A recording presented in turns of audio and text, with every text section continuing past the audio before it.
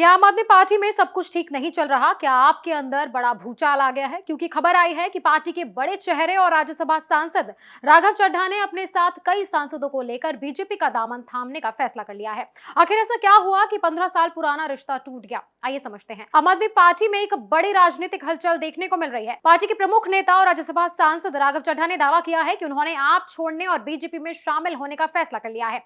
राघव चड्ढा ने press conference में बताया कि राज्यसभा में आपके 2/3 से ज्यादा सांसद उनके साथ हैं और वो सभी मिलकर संविधान के नियमों के तहत बीजेपी में विलय करने जा रहे हैं। उन्होंने कहा कि आपके कुल 10 राज्यसभा सांसद हैं, जिनमें से 7 सांसद इस फैसले में उनके साथ हैं। इन नामों में संदीप पाठक, अशोक मित्तल, हरभजन सिंह, राजेंद्र गुप्ता, विक्रम साहनी और स्वाति मालीवाल शामिल बताए गए हैं। राघव चड्ढा ने आप छोड़ने की वजह भी साफ कर दी। उन्होंने कहा कि जिस पार्टी को उन्होंने 15 साल दिए, अब वो अपने रास्ते से भटक गई है। उनके मुताबिक पार्टी अब देश हित के बजाय निजी फायदे के लिए काम कर रही है। उन्होंने ये भी कहा कि पिछले कुछ समय से उन्हें लग रहा था कि वो गलत पार्टी में सही आदमी हैं, इसीलिए उन्होंने ये बड़ा फैसला लिया है। प्रेस कॉन्फ्रेंस में राघव चड्ढा ने पीएम मोदी और गृह मंत्री अमित शाह के नेतृत्व की तारीफ भी की।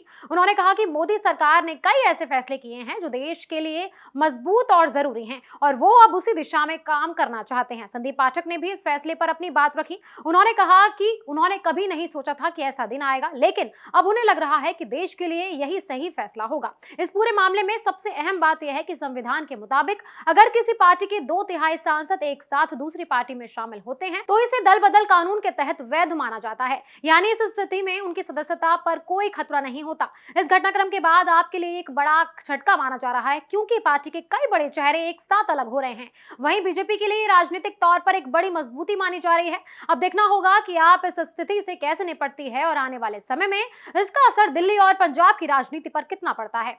Subscribe now and press the bell icon. Never miss an update.